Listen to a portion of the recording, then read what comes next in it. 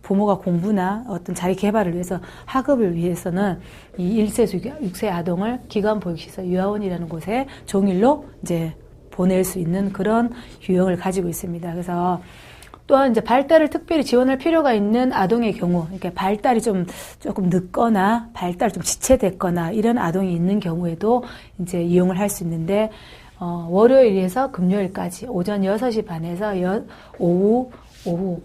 오후 6시까지 연중 문을 여는 그런 형태가 이제 기관 보육시설입니다. 그래서 우리나라는 뭐 어떤 보육시설 형태가 직장시설, 민간시설, 가정보육시설, 법인시설 이런 식으로 이제 그 운영체에 따라, 주체에 따라서 어떤 형태가 유행이 바뀌어졌으면 이제 스웨덴 같은 경우에는 이제 대상 아동을 해서 이제 형태가 유형이 분류되어 있는 것을 살펴볼 수 있습니다. 그래서 육아를 위한 근무 시간을 이제 조정을 할 수 있는데 스웨덴에서는 자녀가 8살 그리고 초등학교 1학년을 마칠 때까지는 이제 정규 월급의 4분의 3을 받으면서 정규 근무 시간 역시 4분의 3으로 조정할 수 있습니다.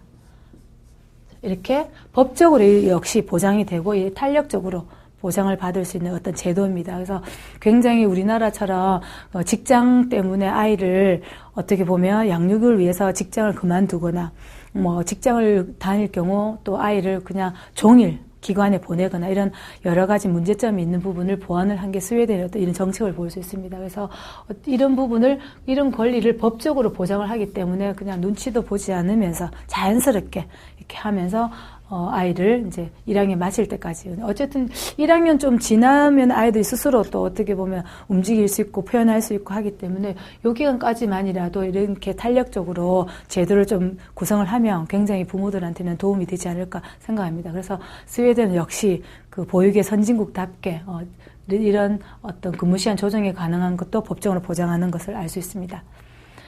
자, 다음으로는 일본을 살펴보겠습니다. 가장 가까운 나라죠. 가까우면서도 먼 나라, 멀면서도 가까운 나라가 일본인데, 그렇지만 우리나라랑 가장 비슷한 어떤 형태를 취하고 있는, 육아 정책을 취하고 있는 부분도 많이 보실 수 있을 겁니다. 그래서 일본의 육아 정책을 살펴볼 건데요.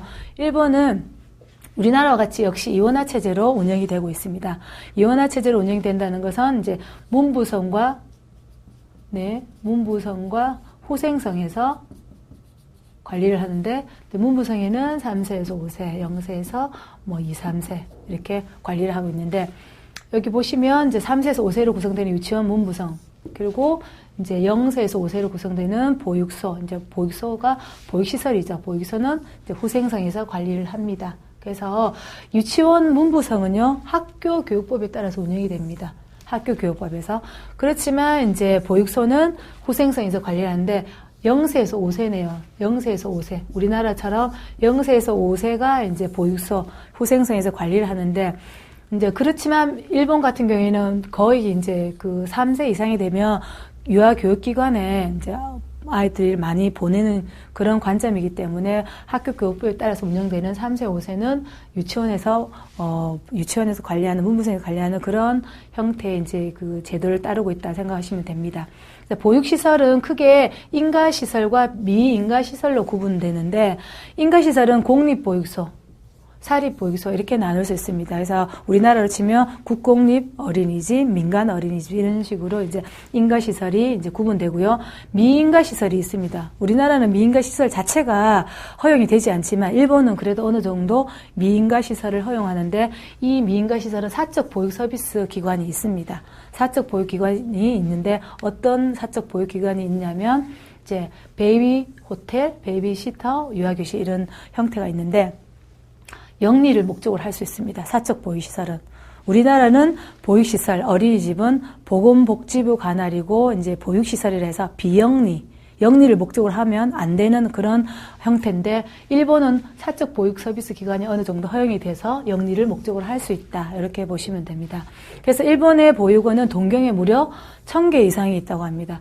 2015년도 기준이긴 하지만 1000개 이상의 보육원이 있고, 만 4, 5세의 유치원은 그 수가 배에 달한다고 합니다.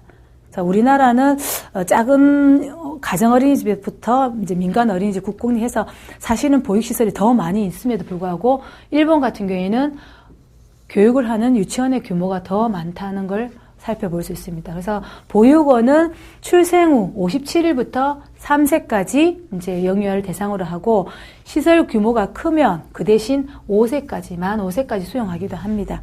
자, 이런 형태를 가지고 있고요. 일본은 이제 유아가 보육원에 위탁하게 되면 어머니에게 1시간 단축해줄 의무가 있습니다. 직장을 다니는 어머니에게 1시간을 이제 그 근무 시간을 줄여줄 수 있습니다. 굉장히 좋은 정책이라고 볼 수 있는데 이 이유는 어머니가 빨리 퇴근을 해서 아이가 집으로 아이를 빨리 데려가서 시간과 여유를 주는 건데 어머니가 6시 퇴근해서 어린이집에서 6시 아이를 데려와서 아이를 챙기고 엄마도 좀 이렇게 업무 중에 하루 종일 힘들었던 부분도 좀 이렇게 풀고 이렇게 하는 부분을 1시간 단축하면서 어쨌든 그런 부분에서 여유를 주는 거죠. 그래서 여유를 주는 건데 이 부분이 의무사항이라고 합니다. 일본에는 의무사항이고 이제 이런 여유를 통해서 부모들이 아이를 양육하는 걸 좀 덜 힘들어한다는 걸 알 수 있습니다. 그리고 한국처럼 한국에는 정당한 보육 사유 없어도 어린이집에 보낼 수 있죠. 보낼 수 있는데 일본은 정당한 사유 없이 단지 사회성을 기른다거나 아니면 부모의 자유로운 시간을 위해서 또 돈이 많아서 등등등 해서 아동을 그렇게 보육원에 맡길 수가 없다는 겁니다. 그래서 이런 부분 우리도 좀 한번 고찰을 볼 필요가 있는데 일본은 그냥 정당한 이유 없이 그냥 아이가 친구가 없어 또래 관계가 필요해 사회성을 기르기 위해서 아니면 부모가 나는 좀 취미 활동을 해야 되겠어요. 나는 또 뭐 다른 어떤 뭐 이렇게 여러 가지 이유로 그래서 아이를 보육원에 무조건 맡길 수는 없다는 거죠. 그래서 일본 역시 저출산 국가지만 지금 최근에 출산 국가로 지금 도입을 하고 있는데 두 번째 아이까지는 일본에는요 5,000엔, 세 번째 아이부터는 10,000엔 지급을 하는데 보육료는 아닙니다. 보육료는 아니고요. 개인적으로 지급하는 돈인데 보육료는 세 번째 아이부터 무상으로 지원합니다. 일본은 세 번째 아이부터 지급하고 장애나 한가정 부모의 경우에는 이제 성인이 될 때까지 이제 이 정도 지급을 합니다. 5, 6만 원 정도로 지급을 하고 나머지 버스나 전철 등 이용을 하지만 보육료는 셋째 아이부터 지원을 하는 그런 어떤 일본의 육아 정책을 살펴볼 수 있습니다. 이렇게 다양하게 여러 나라의 어떤 국가적인 이제 보육 정책을 살펴보셨는데 우리나라의 보육 정책도 지금 서구 여러 나라 앞선 나라 보셨지만 여러 가지 장단점을 흡수하면서 지금 우리나라도 많이 제도도 개선을 하고 있는 시점인데 앞으로 더 많은 개선도 필요하겠지만 우리나라의 좋은 어떤 보육 서비스는 더 강화해야 되는 그런 부분도 필요할 것입니다. 그래서 여러분들도 더 많은 다른 나라의 어떤 정책도 한번 살펴보실 것을 권해드립니다. 네, 수고하셨습니다.